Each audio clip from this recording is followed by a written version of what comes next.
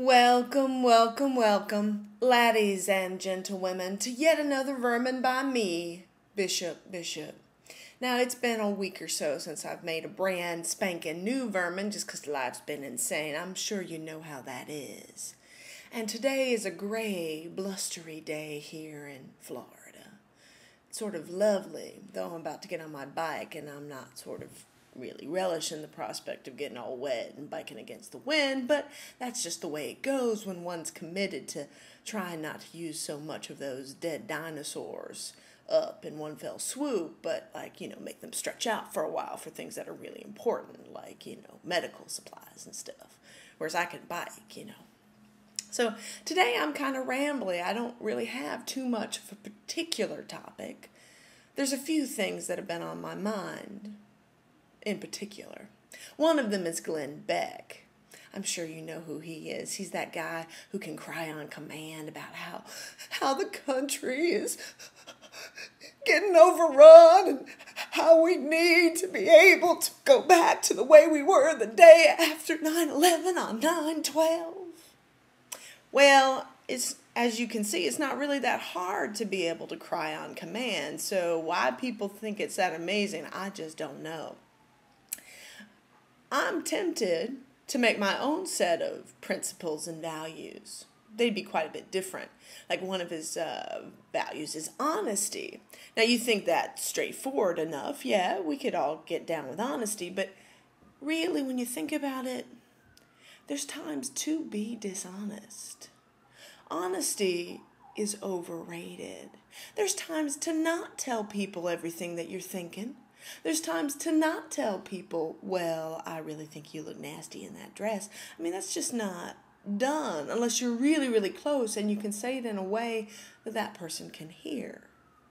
Yes, honesty, unless it's tempered by compassion, let's say, is overrated.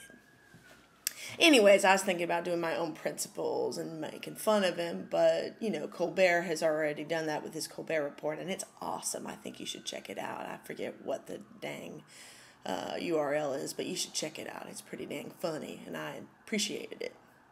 But I think I still probably will do something about Glenn Beck, because, well, we need to have other voices out there besides his. We really do.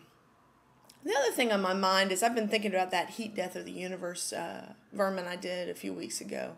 And last night when I was taking a walk, doing my sweaty, try to get some exercise walk, I was thinking about how it all slips away.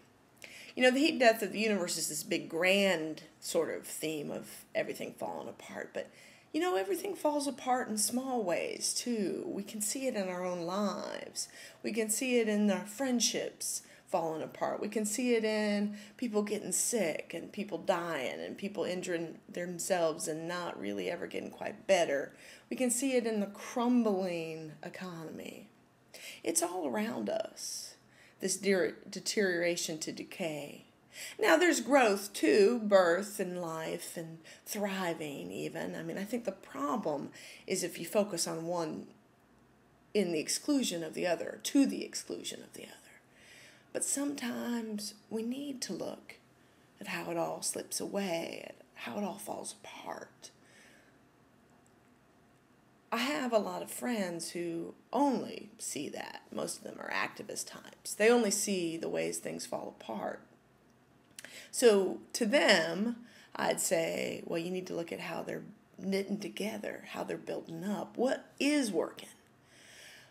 But many of us don't want to pay attention to how it all falls apart. And so to those folks, I'd say, where is it unraveling? Where is it fraying? Where are things slipping apart? Now, there is only so much we can do about that. The natural order of life is birth, growth, deterioration, decay, and death, followed by even more decay. And I think this goes for lives and organizations and missions and activist causes and political movements and countries and all sorts of things. There is a time for everything, a season, and there's a season when it passes, to butcher that Bible quote that I wish I had on hand but don't. But there are ways we can knit things back together in the meantime to shore up something that's about to go out to sea and be lost forever. The trick, I guess, is knowing what we should stitch back together and what we should help unravel, where we should slide our needle under the threads and break them, and where we should reinforce them. Now, I don't have an easy answer. Unlike people like Glenn Beck, I think things are complicated. I think I don't have all the answers, and neither do you. All we can do is struggle along and figure it out as we go. So that was a long ramble of Vermon for you. I hope I gave you a little something on this Monday morning to cheer you or unsettle you or something. Until next time, take care and keep on keeping on.